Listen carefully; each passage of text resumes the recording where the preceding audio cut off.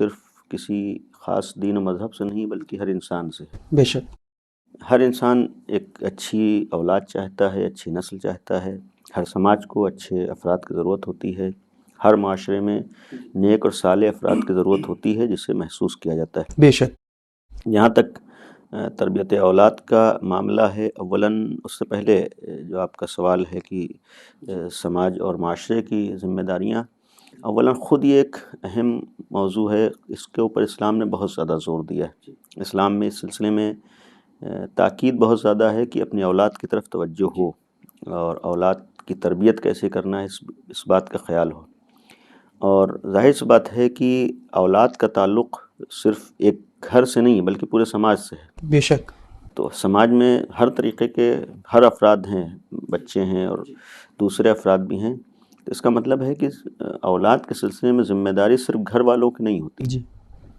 بلکہ پورے معاشرے کی ہوتی ہے، سوسائٹی کی ہوتی ہے، اور اس ذمہ داری کو ہر ایک کو ادا کرنا ہے، اس لیے کہ مختلف افراد مل کے سماج بنتا ہے۔ بے شک۔ یعنی مختلف افراد ملیں گے تبھی سوسائٹی بہت بنے۔ اچھی بات۔ تو جب انہی افراد سے مل کر سماج بن رہا ہے تو یہ افراد کیسے ہیں؟ جی۔ یعنی جیسے ہوں گے ویسے سماج بنے گا، جیسے ہوں گے ویسا معاشرہ بنے گا۔ جب سماج سے اس کا تعلق ہے اور یہی سماج کا حصہ بننا ہے تو ایک طرف گھر والوں کی بھی ذمہ داری ہے کہ اولاد کے سلسلے میں کیا فریضہ ادا کرنا ہے، ایک طرف خود سماج کی ذمہ داری ہے، خود معاشرے کی ذمہ داری۔ معاشرہ اس سے یعنی یہ نہیں ہو سکتا ہے کہ صرف گھر والوں پہ چھوڑ دیا جائے وہ تربیت کریں۔ جی۔ جب ایک سماج کا حصہ بننا ہے تو سماج بھی اس ذمہ داری کو ادا کرے جی۔ اور اس جانب توجہ دے، اور یہ اتنا کنفرم رہنا چاہیے کہ فرد کسی بھی مذہب، کسی مسلک کا ہو، کسی بھی دین کا ماننے والا ہو، اگر نیک ہوگا تو اس کے اثرات، اس کے فائدے ہر ایک کے لیے ہیں، خود اس کے لیے ہیں، اس کے گھر والوں کے لیے ہیں، اس کے خاندان والوں کے لیے ہیں، اس کے سماج کے لیے اور دوسروں کے لیے، ملک کے لیے ہیں، دنیا کے لیے۔ اگر وہی فرد خراب ہوگا تو اس کے نقصانات اس کے ہوں گے، پھر بڑھتے جائیں گے نقصانات، پھر بہت اچھی گھر کے بات لیے کہی آپ نے، ہیں، بالکل۔ سماج کے لیے ہیں، معاشرے کے لیے ہیں۔ اسی لیے اگر ہم قرآن کریم میں دیکھیں، جہاں بہت سی تعلیمات قرآن نے دی ہیں، چونکہ قرآن ایک تمام عالمین کے لیے ہدایت کرنے کے لیے آیا ہے۔ قرآن کریم دنیا کو ایک کامیابی کا راستہ دکھانے کے لیے، لہذا قرآن میں کامیابی اور نجات کے راستے بیان کیے گئے ہیں۔ یہ ہدی للناس ہے، تمام انسانوں کی ہدایت کرتا ہے۔ قرآن خالی غلط فہمی ہوگی سوچیں مسلمانوں کی ہدایت کر رہا، نہیں، قرآن تو جب اللہ کا کلام ہے تو اللہ کی ہر مخلوق کی ہدایت کے لیے، تو اس میں بہت سے پہلو ہیں۔ مثلاً تربیت اولاد کے سلسلے میں بھی قرآن میں بہت سے یعنی گویا آیات موجود ہیں جس میں بیان کیا گیا۔ اس سے ہم سماج کے سلسلے میں ذمہ داریوں کو بھی محسوس کر سکتے ہیں۔ خود مثلاً جناب لقمان کی نصیحتوں کو قرآن نے بیان کیا ہے۔ ماشاء اللہ۔ مثلاً وَإِذْ قَالَ لُقْمَانُ لِابْنِهِ وَهُوَ يَعِظُهُ يَا بُنَيَّ، یہیں سے شروع ہی ہے کہ جناب لقمان اپنے بچے کو نصیحت کریں۔ اب یہاں پر قرآن اگر یہ کہہ رہا ہے، واقعہ بیان کر رہا ہے کہ لقمان نے کہا، تو اس کا مطلب ہے کہ خود قرآن کریم ایک ہر فرد کی ذمہ داری عائد کر رہا ہے کہ اولاد کے سلسلے میں تمہاری ذمہ داری ہے، تمہارا فریضہ ہے، اس کو بنانا ہے، اس کو سنوارنا ہے، اور کن کن چیزوں کو اس کے بھی قرآن نے یا بنیا مثلاً نصیحت کی ہے۔ نصیحت میں تھا کہ لا تشرک باللہ، مثلا سب سے پہلا یہیں سے ہے کہ تم اللہ سے دور نہ ہو، تم خدا والے بنو، تم اللہ کو پہچانو، تم شرک کی طرف نہ جاؤ، تم مشرک نہ بنو۔ پھر ایک سبب بیان کر دیا، ان الشرک لظلم عظیم، مثلاً کہ شرک بدترین ظلم ہے، یعنی بری چیز ہے، تم کو گویا پستیوں کی طرف لے جائے گی، تمہیں گویا نقصان کا شکار کرے گی۔ اس کے بعد ہے کہ پھر یہاں سے بعض نصیحتوں کا تذکرہ ہے کہ تمہیں کیسے اٹھنا بیٹھنا ہے۔ یہاں پر سماج کے سلسلے میں دوسروں کے سامنے آؤ تو اکڑ کے نہ چلو، دوسروں کے سامنے غرور و گھمنڈ نہ ہو، دوسروں کے سامنے تمہارا کیریکٹر کیسا ہو، دوسروں کے سامنے تمہارا اٹھنا بیٹھنا کیسا ہو، ہے اس میں کہ، اور پھر اگر اکڑو گے اور غرور و گھمنڈ کا شکار ہوگے تو تم خود نقصان اٹھاؤ گے۔ بہت اچھی بات۔ یا یہ ہے کہ مثلاً تم اپنے دین کی بھی جانب توجہ رہو، مذہب کیا کہہ رہا ہے، شریعت کیا کہہ رہی ہے، تمہارا گویا جس مذہب کے ماننے والے بنے ہو اس کی تعلیمات کیا، مثلاً نماز کا حکم ہے اس کو ادا کرو، اور مثلاً اس میں ہے کہ امر بالمعروف کرو، لوگوں کو اچھائیوں کا پیغام دو، لوگوں کو برائیوں سے روکو، یعنی خود تم کو اپنے کو بنانا ہے، خود تمہیں اپنی ذمہ داریوں کو سمجھنا ہے۔ یہ گویا نصیحتیں نہیں ہیں بلکہ ایک طرح کا قانون بنایا ہے کہ ہر فرد کی سماج میں ذمہ داری ہے کہ اپنے بچوں کی تربیت کی جانب توجہ دے، بچوں کو۔ بہت اچھی بات کیا۔ جس طریقے سے یوں اگر ہم دیکھیں تو ایک تو ہم معاشرن دیکھ لیتے ہیں چیزوں کو، یا پھر ہم گھر سے شروعات کرتے ہیں۔ اکثر بیشتر ایسا ہوتا ہے کہ بچے میں ذرا سی خامی آ جاتی ہے تو بھی ماں باپ قصوروار ہوتے ہیں، بچہ اچھا نکلتا ہے تو بھی ماں باپ ہوتے ہیں. یعنی وہی مثال ہو گئی کہ خوشی ہوتی ہے تو اللہ کو بھول جاتے ہیں، غم ہوتا ہے تو اللہ کو تہمت دیتے ہیں کہ اے اللہ تو نے یہ کیا کر دیا. تو اگر ہم عمر کا تقاضا لیں کہ کس عمر سے یہ جو عمر بتائی گئی تربیت کا سلسلہ شروع ہوتا ہے خاص کر بچوں کے حوالے سے. احسن سوال، بہترین سوال ہے کہ جی اسلامی نقطہ نظر سے تربیت کا آغاز اس وقت سے ہوتا ہے کہ جب انسان شادی کا ارادہ کرتا ہے. جی یہ ایک بہت اہم پوائنٹ ہے، توجہ دینا چاہیے. آج دنیاوی اعتبار سے تربیت اس وقت ہوتی ہے کہ جب بچہ ہمارے ہاتھ سے نکل چکا جی ہوتا ہے، یعنی تھوڑا بڑا ہو جائے تب سمجھتے ہیں تربیت، جبکہ یہ غلط ہے. آج نقصانات کے ایک سبب وجہ یہی ہے کہ انسان اس وقت دھیان دیتا ہے جب ہم کچھ نہیں کر سکتے. جی انسان کے اختیار میں تربیت اس وقت سے آتی ہے جب شادی کا ارادہ کرتا ہے، چونکہ سب سے پہلی چیز ہے کہ ماں باپ کے اثرات اولاد میں آتے ہیں.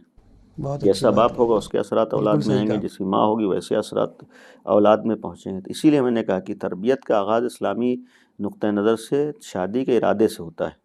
جی یعنی شادی کا مطلب صرف یہ نہیں ہوتا ہے کہ ہمیں کسی کے ساتھ کچھ لمحات گزارنا ہے، کچھ ٹائم گزارنا ہے. نہیں، شادی کا مطلب ہوتا ہے کہ ایک نسل کی ذمہ داری جسے ہم ادا کر رہے ہیں. بالکل صحیح کہا آپ نے. یعنی گویا شادی کا مطلب ہے کہ نسل انسانی کو آگے بڑھنا ہے، جی ایک انسانی کاروان ہے آگے بڑھنا. جب اس شادی کا ایک بہت بڑا مقصد آنے والی نسل ہے تو پھر یہ بھی دیکھنا ہے کہ کیسا رشتہ ہوگا جس کی وجہ سے نسل کیسی ہونا چاہیے. جی اچھا رشتہ ہوگا، مثلا وہ چیزیں ہوں گی. اس لیے کہ ظاہر سی بات ہے کہ ماں باپ کے اثرات اگر اولاد میں جاتے ہیں تو کن کن چیزوں کے اثرات جاتے ہیں. دولت کے اثرات ماں باپ کی طرف سے بچے میں نہیں جائیں گے، کرسی اور منصب کے اثرات نہیں جائیں گے، لیکن صحیح خود بات. انسان کا اپنا کیریکٹر ہے، انسان کا ایمان ہے، وہ اولاد تک جائے گا. تو اگر ہم نے کہا کہ انسان میں اسلامی نقطہ نظر سے تربیت کا آغاز شادی کے ارادے سے ہوتا ہے، اسی لیے دین کہتا ہے کہ سامنے والے میں دیکھو کتنا دین و ایمان ہے. اس لیے کہ اگر سامنے والے میں دین و ایمان ہوگا تو تمہاری نسلوں تک دین و ایمان پہنچے گا. جی آج ہم لوگ دنیاوی چیزوں کو بعض جگہوں پر معیار سمجھتے ہیں، لیکن شادی میں ہم کو معیار سمجھنا چاہیے کہ ہم اپنی نسل کو کیا دینا چاہ رہے ہیں، اپنی اولاد کو کیسا چاہ. اگر ہم اچھی اولاد چاہ رہے ہیں تو پھر لڑکی لڑکا دونوں اس عنوان سے اچھا دیکھیں کہ بھئی بالکل. سامنے والا کردار کے اعتبار سے کتنا اچھا ہے، ایمان کے اعتبار سے کتنا اچھا ہے، دین و مذہب کے اعتبار سے کتنا اچھا ہے. اس بہت لیے کہ اچھا. دین و مذہب کے اعتبار سے اچھا ہوگا تو اس کی اچھائیاں دنیا آگے اولاد تک پہنچیں گے. دین و مذہب نہیں ہے تو پھر نہیں ہے. آج ہمارے یہاں مصیبتوں کی بعض وقت گھروں میں پریشانیوں کی ایک وجہ خود اپنی زندگی بھی برباد ہوتی ہے، اولاد کی بھی زندگی برباد ہوتی ہے. یہ وہاں پر ہوتی ہے کہ جہاں پر صرف دنیا کو نگاہوں میں رکھتے ہیں. بالکل لہٰذا صحیح کہا آپ نے. ایک سبب ہے کہ پہلا آغاز ہمارے یہاں شادی سے ہوگا. اس کے بعد سے پھر جب ہم آگے بڑھیں وہاں پر مثلا انسان کی غذا ہے، کھانا پینا ہے، کہ اس کے بھی اثرات ہوتے ہیں. ماں باپ جو کھا پی رہے ہیں اس کا اثر اولاد کے اوپر پڑ رہا ہے. بہت اچھی بات. تربیت کا سچ ہے. مطلب ہے کہ ہم خود اپنے، جی اس لیے کہ ظاہر سی بات ہے کہ انسان کا وجود اسی مرد اور عورت یعنی ماں باپ کے ذریعے سے ہوتا ہے. جب ماں باپ کے ذریعے سے ہوتا ہے تو سب سے بڑا چیز جو چیز ذریعہ بن رہی وہ غذا کے ذریعے سے، رزق کے ذریعے سے. حلال غذا ہوگی، صحیح غذا ہوگی تو پھر اولاد پھر اسی اعتبار سے صحیح ہوگی. اس لیکن میں اگر رزق مرد حرام اور ماں عورت باپ، کی پاک دامنی کا بھی ہاں بہت. یعنی پاک دامنی بھی ہے تو اس میں وہی کہ رزق حلال ہو، بچوں کے بھی تربیت میں رزق حلال کا اس کے اوپر اثر ہوگا. ہم اس کے لیے کھانے کا انتظام کریں، حلال انتظام کریں تو اچھے اثرات ہوں گے. خود اپنے شکم تک غذا پہنچائیں تو اس کے اثرات ہوں گے. تو پہلی چیز ہے کہ ہمارا یہاں اس مرحلے سے پھر اسی لیے اگر ہم ایک تفصیلی گفتگو ہے اسلام نے مثلا عورت کے لیے جو بعض وقت ہوتا ہے کہ فلاں دن شادی کرو، فلاں دن شادی نہ کرو، فلاں وقت میں شادی کرو، فلاں وقت میں شادی، فلاں وقت میں قریب ہو، فلاں وقت میں قریب نہ ہو. یہ ساری چیزیں اسلام میں ہیں. جی یہ یوں ہی نہیں ہے، اس کے اثرات کی بنیاد پر ہیں.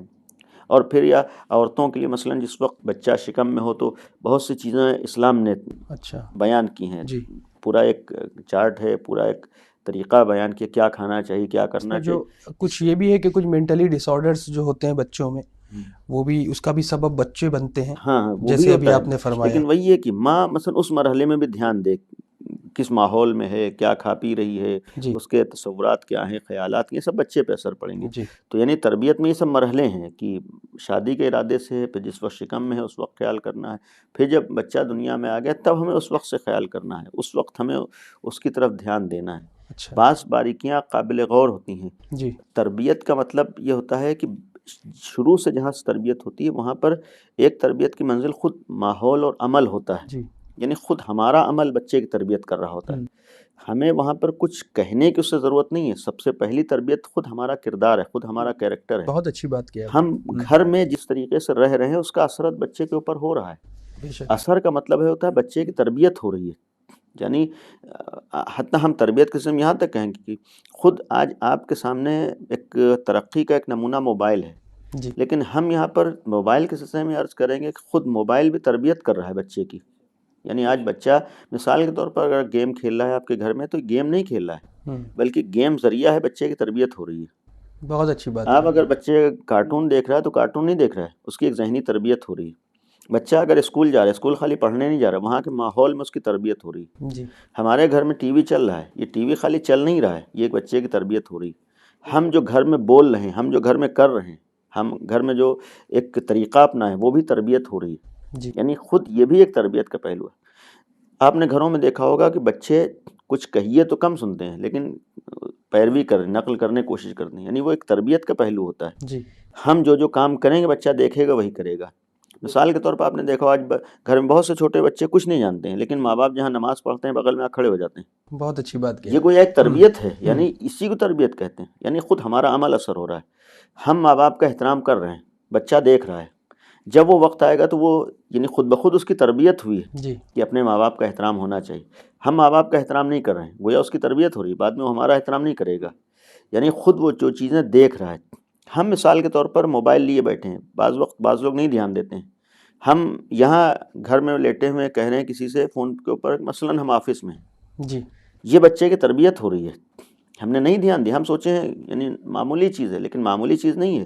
یہ گویا ہم جو چیز کر رہے ہیں وہ بچے کی تربیت کر رہے ہیں. جی اگر یہی چیزیں ہم صحیح پیش کریں تو گویا اس کی ہم صحیح تربیت کریں، اگر غلط پیش کریں تو غلط ہم تربیت کر رہے ہیں. بہت اچھی بات ہے آپ نے. مثال کے طور پر جی کوئی آیا، جی بچہ جو غلط چیزیں سیکھتا ہے گھر ہی سے سیکھتا ہے، اسی کو تربیت کہا جاتا ہے. مثال کے طور پر دروازے پہ کوئی آیا، ہم نے بچے سے کہا کہ جا کہہ دو گھر میں نہیں ہے، اس کو معلوم ہے کہ یہ بھی کوئی چیز ہوتی ہے، کہ یعنی گھر میں موجود ہے کہہ دیا جائے. تو اب وہ خود سوچتا ہے کہ یہ بھی ہو سکتا ہے. گویا یہ ایک جھوٹ ہے، اس نے ہمارے کہنے سے تو جا کے جھوٹ بولا، شاید ہم اسے جھوٹ نہ سمجھ رہے ہوں، ہم اس کو معمولی چیز سمجھ، لیکن وہ اپنی پرسنل زندگی میں پھر یہی کرے گا. آج ہم نے اس سے دوسرے کے ساتھ کہلوایا ہے، کل وہ ہمارے ساتھ یہی کرے گا.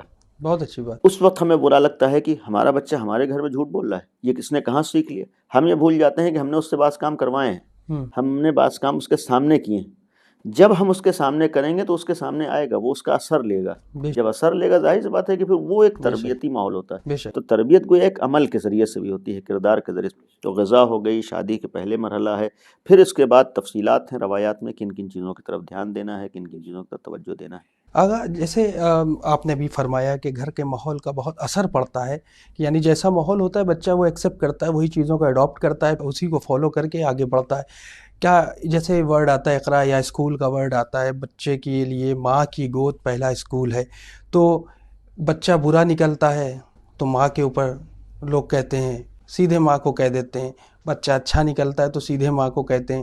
تو کیا یہ کہنا ٹھیک ہوگا کہ ماحول اپنی جگہ ہے، یہ چیز اپنی جگہ؟ دیکھیے ابھی ہم نے کہا کہ جی اثرات ہوتے ہیں، لیکن ضروری نہیں ہے کہ 100% اسی کے اثرات. جی یعنی ایک سب سے بڑی چیز یہ ہوتی ہے، یہ سبب بنتا ہے، لیکن قانون نہیں ہے کہ ضرور بنے گا.